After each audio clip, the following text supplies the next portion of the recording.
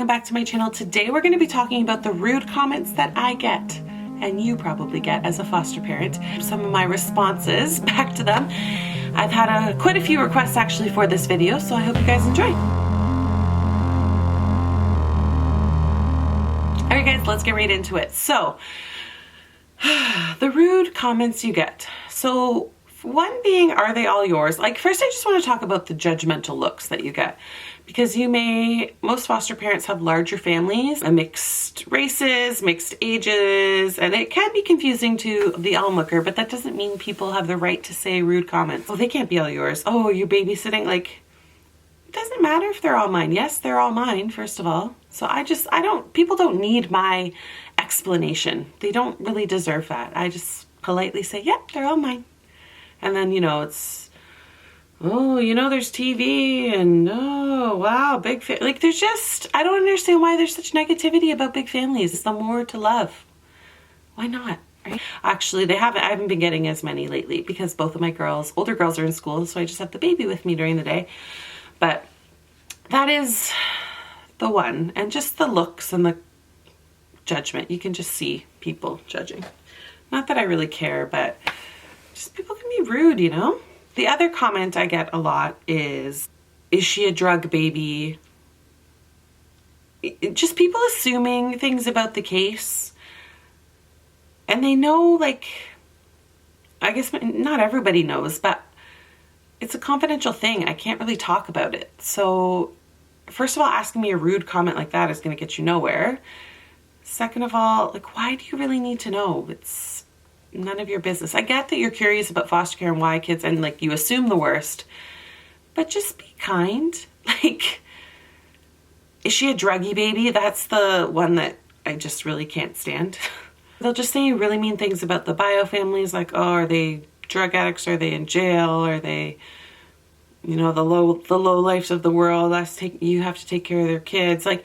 People are just generally very, very rude. And if you're not a foster parent and you've maybe asked a foster parent or made a comment like this, just think, I know it's one thing for babies, they don't understand, but toddlers understand more than you know. Just think about how your questions might affect them. I know you're not saying it to the kids, but they hear you asking foster parents about them and about their biological parents, and they hear the negativity in your voice. So I just want to encourage you, if you're not a foster parent watching this, to just be very careful what you say, and especially in front of the children. Because I can only protect them from so much. I can only protect them from the world so much, right? So this next one isn't rude, but it does make me uncomfortable, and that's, I couldn't do what you do. The two things that bother me about this statement are, one, yes, you could. If you are physically, financially, and mentally stable and have the ability and capacity to love, then yes, you could be a foster parent. Does that mean I think everybody should be a foster parent? Absolutely not. However, there are a lot more of us in the world who are not doing it because of fear, because they don't want to be pushed outside of their comfort zone for whatever reason.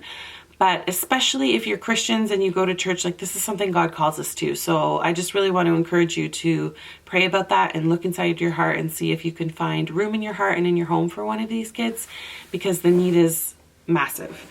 And telling a foster parent that you couldn't do what they do I don't know if you're trying to make us feel good about it or make us feel like we're doing something good. I don't know why people say that. I would get too attached. This is the second thing that really bothers me about that statement. You think I don't get attached? Do you think I'm heartless? By you saying you would get attached, to me that's insinuating that I don't get attached, and that is the complete opposite. I get attached so much that these kids feel like they're my own. That when it is time to go home, yes, I'm happy for reunification, but it's like ripping pieces of my heart away from me. Not knowing if I'm ever going to see that child again, not knowing what the future for that child is going to be, not knowing if things are going to be okay and stable when they go back for a child that I've cared and loved just like I do my own two biological daughters. So when people say I would get too attached, I just feel like they're insinuating that I don't, and that's just ludicrous. So those are the two things that kind of bother me about that whole I couldn't do what you do, I'd get too attached kind of statement. There's also a third one, so I'm just going to get this out there. These kids did not ask to be put in this situation.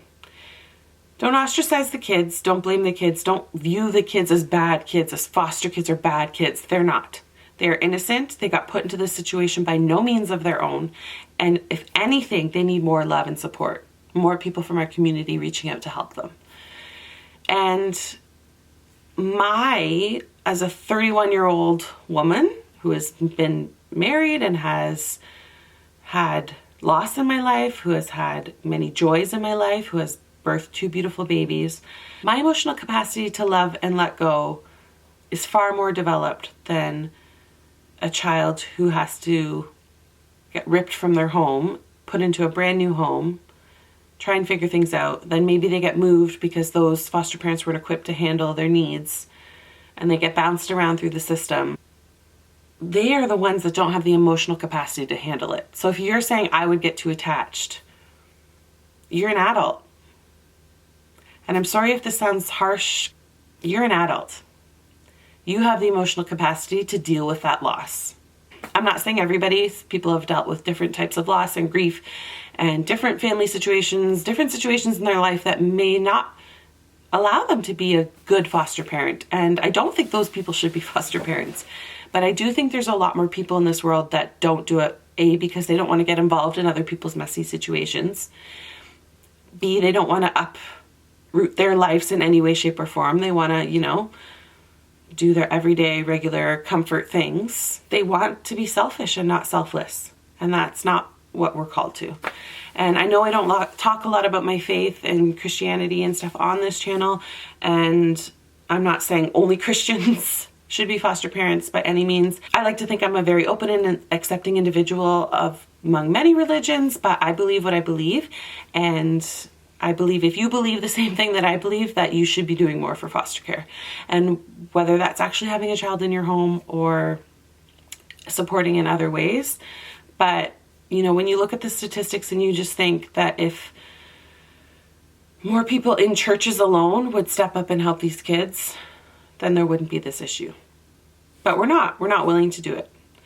And I'm not putting myself on a pedestal saying, oh, you guys aren't doing this and I am and I'm so good. Again, that goes back to the whole, it makes me uncomfortable, that whole situation. I felt that exact same way. I couldn't do it. We got into this to adopt only. I couldn't do it. There's no way. How am I going to say goodbye to a child that I love? Is it hard? Absolutely it's hard. But so are many other things in life. The reward is so much greater when something is hard. Don't you find that with anything? So I know I'm kind of just gone off on a ramble and tangent on this, but just please, this is the whole reason that I put this out there, not only to inspire and help and encourage new foster parents and other foster parents that maybe have even been doing it longer than I have, but to try and gain new people and show the need. There is a huge need. I'm going to be doing a video on the statistics and the epidemics, and the need is huge. So guys, if you've ever thought about it, and if it's something that keeps popping back in, especially if you're a believer, that's God's way of telling you to get involved. So I just want to encourage you to jump on that. And don't think you couldn't do this because you get too attached. You can do this. These kids need you. And you should do this. It's amazing. The hardest thing I've ever done, yes, but the most rewarding thing I've ever done. And I have another video that I'm going to really get into this, but foster care has given my life purpose. Not that I didn't feel like my life was purposeless before, but like you guys know, I've been in the beauty industry for years. I love making other women feel beautiful. That's something that's kind of kept me coming back to the job over and over and connecting with other people. And I just really love, I'm a people person. I just really love to be able to connect with others. And I think that's why I loved the beauty industry so much, because I loved making women feel amazing. And that was very rewarding to me, to be someone to come to you, people's moods completely change from when they come into the salon, when they leave the salon. 9.5 times out of 10, they are much happier when they leave. They feel better, they feel more confident, and I love to empower that in individuals. But after having my kids, and I just knew there was something more. There's something more. Foster care gave me purpose like no other. I finally felt, I've gone on missions trips, I've, done various things to help and give back in my life, but nothing, the sacrifice of foster care and having it 100% of the time in my life, something that I'm dealing with all of the time, it's just, I've learned so much about myself. I've learned so much about my family. I've seen so much more empathy and just love from my kids. Like, it's just amazing.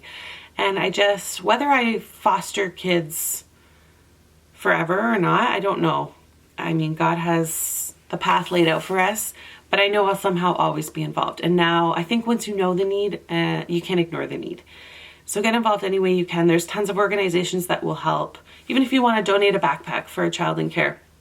A lot of these kids just have black garbage bags with their belongings, and they carry their garbage bags from home to home. And that's all they have is their sense of identity. So there's some amazing programs that give these kids backpacks and duffel bags full of clothing, school supplies, toiletries, all that sort of stuff. There's different organizations that help give foster children grants, things like that. There's lots to get involved with. There's cuddler programs in hospitals. If you're in the States, you can go and cuddle babies that are born that their mothers have either abandoned them or they've been born exposed and their mothers are not allowed to see them. They need human contact. They need love. They need snuggles. So you can be a cuddler. There's lots of ways that you can get involved. But yeah, let's get back to the rude things people say. People assume that I don't love them like I love my own child. And I've talked about this before, how I love them the same, but inside, do I truly love them the same? Yes and no. And I explained it in another video, but I'll explain it again. If anything were to happen to my daughters, like, I don't know what I would do. I would cling to my faith and I know I would get through, like, knock on wood, pray, all of that nothing happens to them and they live long, happy, healthy, safe lives. They're eternally mine. They're my responsibility completely. And with foster kids, I love them and I treat them the same way that I treat my girls. But, I know they're going to leave. So I get attached, but there's always this, it's like that last string in your heart that, seals the deal. They're your child. That part is not connected. So it doesn't affect how I treat them or how I raise them. I treat them the same, respecting their own individual personalities and learning structures, but I love them. I still remember every single of our 8 foster children. I remember every single moment I laid eyes on them for the first time. And it's the exact same feeling I get when I laid eyes on my daughters after I gave birth to them. It's that same feeling, and it's just permanent in my brain. And I think it's just a really cool thing that God does. And it's just this bond. And you guys know, I started kind of really vlogging when we had our 2 foster sons here. And that was a really difficult time for me. And I was not as bonded to them as I have been with other children, but I loved them fiercely. And I think about them all of the time. And it's funny because the older brother was the one I was least connected to because he just pushed me away all of the time. And, if you want to know more, you can go back and watch other videos, but he was really aggressive and it was just hard. It was really, really hard parenting him. But he's the one who I think about the most now. I just think about what he's doing. Is he safe? Where is he? I've still got contact with his mom a little bit, but every time we try to connect to do a video chat or whatever, it doesn't seem to happen. But as much as I was not fully connected and bonded to him, I love him. I loved him then. I still love him now. And now it's hard because I have lost contact. You make the best intentions, but I have lost contact with some of our foster kids, and I just wonder what they're doing, how they are, if they're safe, if things are stable for them. Basically, when people say rude things to you about kids in your care, 1, you do not have to answer them. Just politely smile, brush them off. 2, and second piece of advice is if you're a sarcastic person, hit them with a sarcastic comment back and maybe put them a little bit in their place. Why would you ask something like that? Not actually saying that to them, but I know a lot of foster parents deal with it with sarcasm. I even do sometimes. I generally just try to be polite, short, sweet, and change the subject and leave. I don't tell people that I don't know that my kids are foster kids. I I don't really like when I go places and people introduce my kids as foster kids. They don't need to hear that. I don't call them, I don't even like to say foster children or foster kids. I mean, I do here on the video, but I definitely never say that in front of them. I will say kids in care or anything like that, because they're still children. The fact that they're in foster care does not define them. And you're already dealing with really fragile and really easily damaged emotions. So I try to speak with utmost respect, not only for the bio parents, but about the kids when they are around me and when I'm talking to friends and family. I have people that understand my confidentiality agreements that I can talk to. But other than that, if you ask me, is there any update? How's the case going? I will most likely just say to you, I don't know much. Court's coming up. And part of that's half true, but part of it is just my easy way to, you don't need to know the details, and I'm not going to tell you. Another really rude thing I get asked is, what's going to happen at court? Are they going to be put in jail? Are they going to, like, it's really none of your business what's going to happen at court. It's none of my business. I'm not even allowed to be there. Brush it off the shoulder. Unfortunately, it's something that you're going to get as a foster parent over and over and over and over and again. So, either come up with something witty, come up with something short, sweet, and change the subject, leave the conversation, whatever.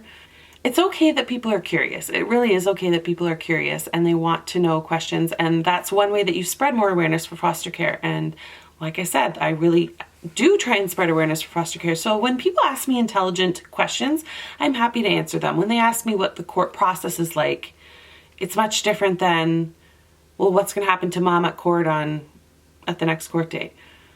Just the way you word things. If you're generally curious, I'm happy to tell you about foster care. But when you are asking specific details that you don't deserve to know, like, I'm not going to tell you. So if you ask things like, how does the court process work?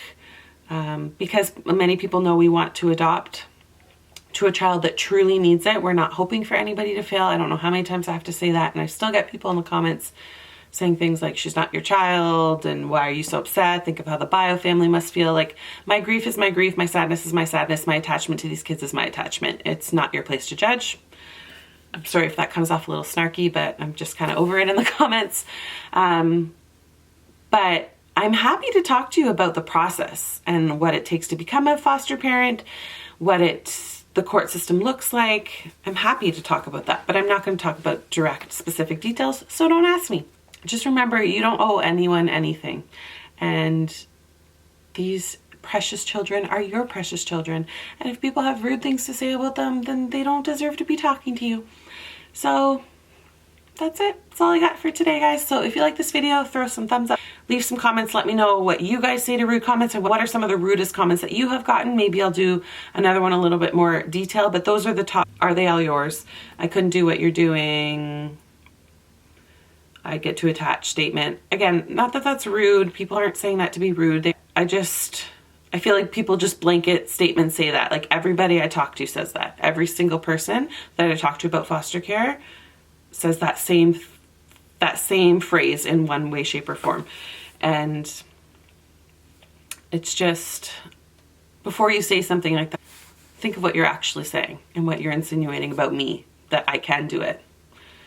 Last one being asking nosy details about biofamily or court. Those are my 3 top rude comment statements, questions, phrases, whatever you want to call them, that I get. Anyways, guys, thank you so much for watching, and I'll see you guys on the next one. Bye.